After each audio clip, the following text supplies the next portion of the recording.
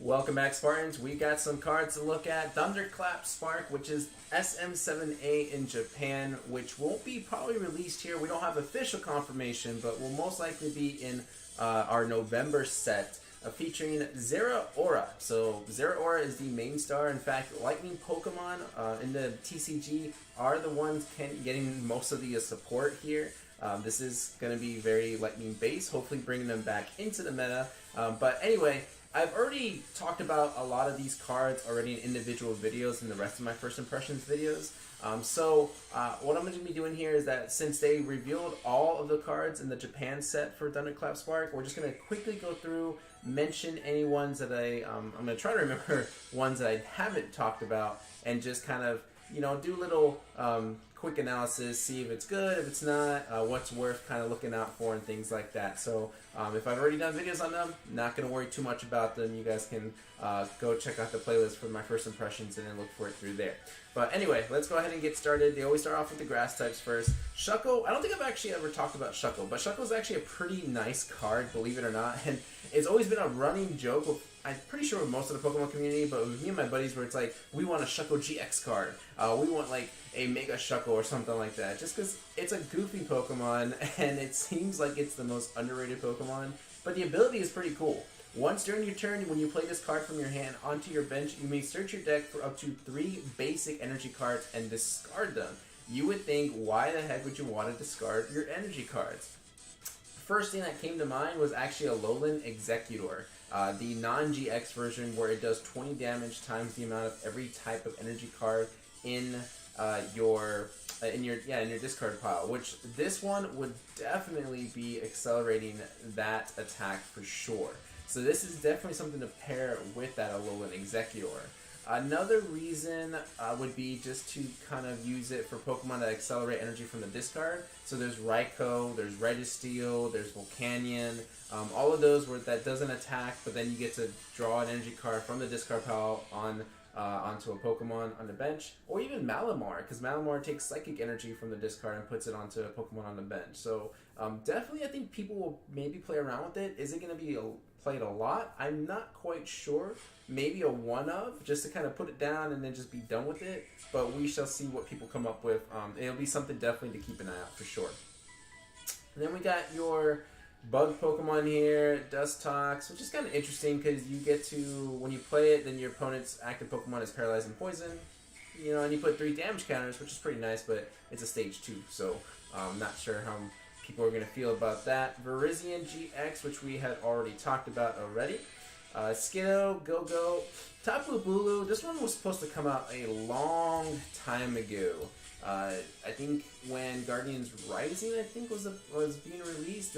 We were supposed to get this, I think, around that same time, but we never did. Finally, it's coming out. It's a pretty nice little Pokemon. 130 HP is always nice. Hustle Punch, 20 damage, does 20 times the number of your opponent's bench Pokemon.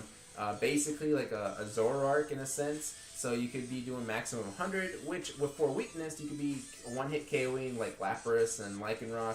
So it's a pretty nice little counter Pokemon. It's 2 energy.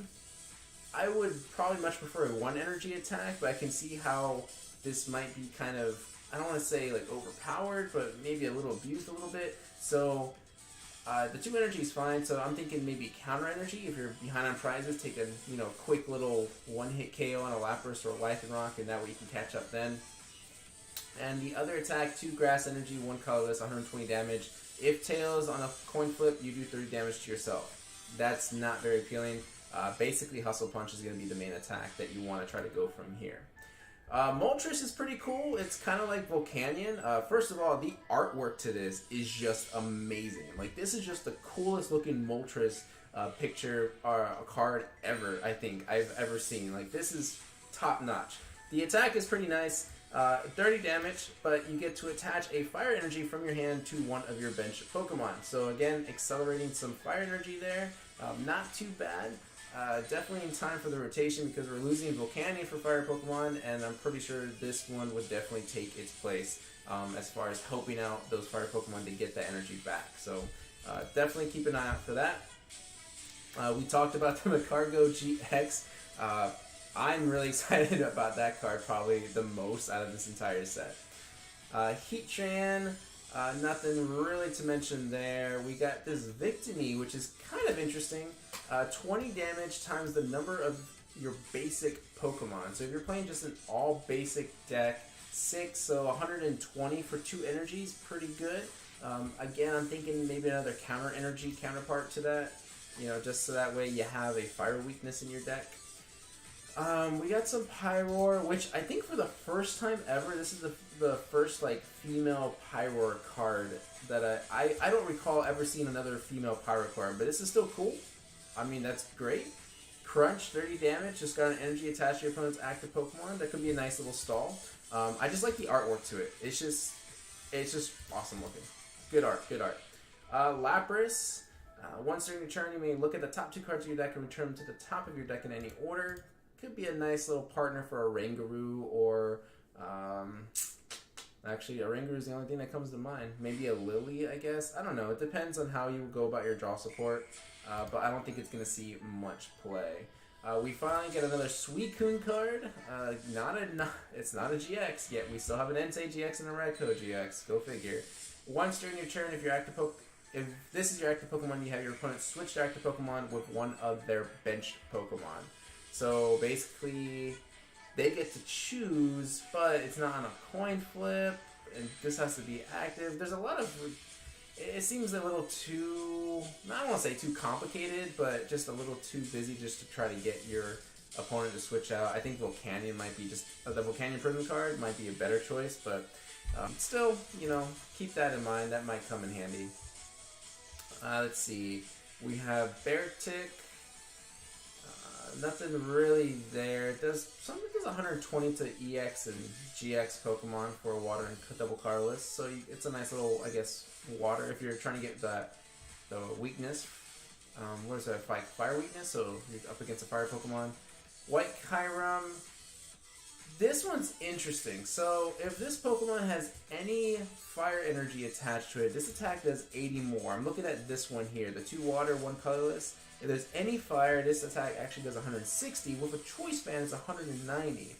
It's a little bit of a weird energy requirement, but it could become handy, especially if you're one-hit KOing, say, a Buzzwole from a 1 energy prize attacker, which that's ideal. That is definitely the route to go.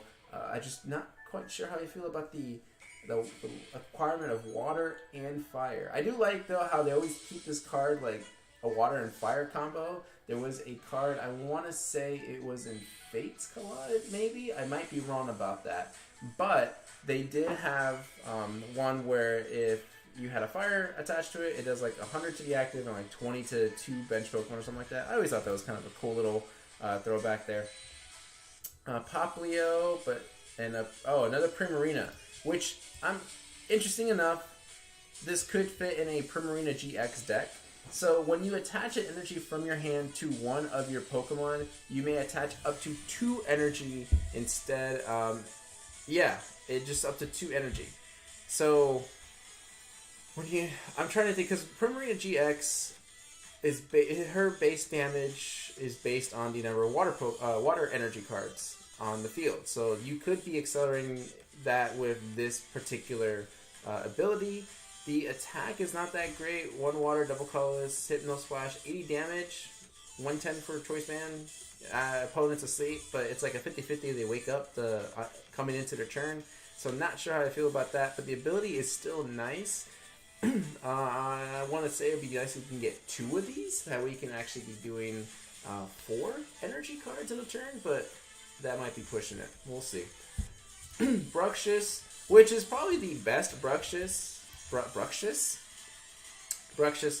card in a while. Mind Bend, 20 damage. Your active Pokemon is now confused. I don't see anything wrong with that. I think that's kind of an okay start. Just because we've used Espeon GX, which is a stage 1, and yeah, you could get easy out with Eevee, the evolution Eevee, but 30 damage and the opponent's confused. We're just doing 1 less, and we don't have to evolve. We can just start from the get-go. So I don't think it's going to see much play, but I'm wondering if people will try to use it just for that, as a little bit of a stall. Maybe. Electivire, incredible damage output, but just such a high energy cost. 4 energy, and 2 of them, or 3 of them have to be lightning. I guess with the new prism, the Stadium Prism, the Thunder Mountain Prism, something like that, it's really just 2 lightning energy, 1 colorless. But then I guess if you also put in counter gain, which reduces 1 colorless energy, then it's just 2 energy. If it's 2 energy, then I think that would make this ideal. Now the catch is you do have to discard 3 energy from this Pokemon, but if you only got 2 and you can still use the attack, I don't see why you'd be prohibited from using the attack. I don't know. The rule is kind of weird on that one. Pachirisu, it's okay. You may discard all Pokemon tool cards attached to your opponent's active Pokemon. If you do, this attack does 40 more damage, and your opponent's active Pokemon is now paralyzed. I could see this as being like a Genesect counter, because Genesect you can put up to 2 tool cards on there. I can see this going up against that Genesect, as odd as that may seem. Alright, Blitzel. I talked about the Zebstrika already. Awesome ability, being able to draw those 4 cards.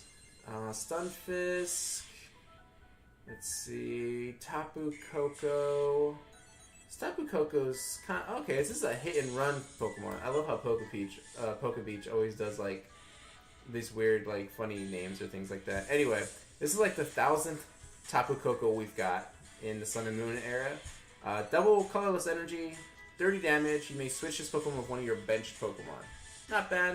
120 for 2 lightning and a colorless. Can't use Flash Volt again during the next turn. Not too bad. It's a nice little starting Pokemon. It's got 10 more HP than the promo Tapu Koko. Art's kind of sick. I do like that. But yeah, it's not bad. It's definitely worth checking it out. There's the Zeraora GX that we've already talked about as well. This Onix. I'm not liking this Onix. 120 damage for 4 energy. A lot of people, well, I don't know if a lot of people are, but there is some defense for it where it's colorless, so you could tech this into anything and it'd be a nice fighting counter. But it's just, I don't like the 4 for just 120, and there's no extra effect or anything like that. Like, no, I'm not a fan. Not gonna go through with it. Alolan Diglett, Duck Trio, not worth it. Steelix is pretty hefty, 180 HP for just a stage 1. Does 170 damage for a metal and 3 colorless energy. And with a choice band, it's 200. You could add a Delmine, do 210. Really be knocking out almost every single relevant Pokemon GX out there. Cool art. I do love the art to it. I'm just not sure if it's ever going to be used. Dialga is interesting enough. I don't know if I've talked about this one. 60 damage, and you devolve your opponent's active evolved Pokemon and put the highest stage evolution card back into their hand. So basically like an Espeon EX, but it has to be only the active as opposed to all the Pokemon. Does damage, which is nice. I could see this, so let's say you're going up against a Decidueye. So you do the 60 damage. Let's say that they either, they could rare candy from a Rowlet to a Decidueye. So you do the 60 damage, right? You devolve it. Well, now it's a Rowlet, and it's a KO. You do get to take a prize card. The con to that is that you don't get to get the 2 prize cards from the Decidueye GX, but hey, at least you knocked out like a main component of your opponent's deck. So it's interesting to see if this might see any play at all for a metal and double colorless. I'm not sure how I feel about that. I don't know how heavy evolution Pokemon are going to be after the rotation hits. So I guess we'll have to wait. Durant, another milk card coming back. Cobalion, I think I've already talked about. Genesect, I've already talked about. Magearna. What does this do? 30 damage. This attack does 20 more damage for each energy attached to your opponent's active Pokemon. Normally you would see maybe 3. So 20, 40, 60. So this is 90. Plus the choice band is 120 for 2 energy. It might be okay. Be a good Gardevoir GX counter, but Gardevoir GX hasn't really seen a whole lot of play, so it's possible we probably won't see this much play either. Ditto Prism Star we've already talked about. Kecleon. Kecleon's another interesting one. It's got an ability. If this Pokemon has unit energy, grass, fire, or water attached to it, this Pokemon type becomes grass, fire, and water. and the damage output is a little, I think, falls a little short. So for 1 energy, 10 damage, 10 base damage at least. If your opponent's active Pokemon is an evolved Pokemon, this attack does 50 more. Talking choice span, you're doing a total of 90. Even if you're hitting weakness, if it's an evolved Pokemon, that's probably still a bit short of what you want. So I'm not sure how well this is going to do. I think there is an advantage to it, but I just don't think there's anything that's obvious to see just yet. Energy Switch, Electric Power. We talked about Electric Power, doing that extra 30 damage for Lightning Pokemon. Custom Catcher is another interesting card. So this is one of those like weird, like you can either play 1 or 2 of, because we've had Puzzle of Time for a while, and then we're getting, I'm not sure if I've already covered one of those, but you get the idea. Puzzle of Time was like, oh, you play 1, arrange the top 3 cards of your deck, play 2, you get 2 cards from your discard. Now Custom Catcher, same concept. If you play 1 card, you get to draw cards from your deck until you have 3 cards in your hand. Okay. That's nice, I guess, if we're short on cards, or we have no cards in our hand, if we don't have an Oranguru on the bench. If you play 2 cards, though, you get to choose one of your opponent's bench Pokemon and switch it with their active. That's a lot better. You don't have to use like a supporter like, say, Guzma or a Lysandre or anything like that. You just get to just pick any of your opponent's bench Pokemon and draw it out. I think Custom Catcher will definitely see some test play, for sure. I'm not sure how consistent it's going to be, though. But definitely, you're going to want to have a couple of copies of that one for sure. More reprints of some old stuff. Ultra Ball, I don't think will ever leave the format, ever. Mixer, another one of those, like, either play 1 or 2 cards. If you played 1 card, remove 1 special condition from your active Pokemon. If you played 2 cards, remove all special conditions and 90 damage from your active Pokemon. That's pretty nice. The remove all is kind of important, seeing that there are some Pokemon that actually will do 2 status conditions. So the Dustox we kind of mentioned earlier was paralysis and poison. There's a Salazzle that if you evolve into that Salazzle, it burns and poisons your opponent. So being able to remove all those conditions is definitely beneficial, and 90 damage is pretty significant, I think. 90 damage is enough to kind of change from a 2-hit KO to a 3-hit KO. So I don't know if this is really any better than, like, let's say Max Potion, because Max Potion you have to remove all your energies, but there are ways to get energy back, and I just don't know if there's anything else really that's going to leave us to say, hey, we need to play Mixer. Again, something to kind of hold on to until the time is right. Counter game, we already talked about that, reducing the energy cost. Choice bands being reprinted. Kahili, this is kind of weird. You get to draw 2 cards, then you flip a coin. If heads, you put it back into your hand instead of discarding it. I think that's a really bad supporter. You only get to draw 2 cards, and then you may not even... I mean, I guess there's a chance you could keep it, but then, like, why keep relying on that? I don't know. I'm not a fan of this one. Sightseer, I did talk about how good this one was going to be. Draw cards from your deck until you have 5 cards, and before drawing you may discard any number of cards. Definitely worth it. There's that Thunder Mountain Prism Star I talked about, reducing the energy cost for Lightning Pokemon by 1. And double colorless energy is being reprinted, and unit energy is being reprinted, at least for the Japanese set. We may not even get those in our US set. But those are all the cards from Thunderclap Spark, at least on the Japanese side. I'm not sure how close or if all of this is going to be for sure in our set when we get it in possibly November. Again, not confirmed, but it just seems likely it's going to be our November set. Now, they did also show the secret rares to this. So let's take a look at some of the full arts there. There's the Virizion. Or yeah, it's Virizion. I hear people say it differently, like Virizion or something. I don't know. No, Virizion GX. Sorry.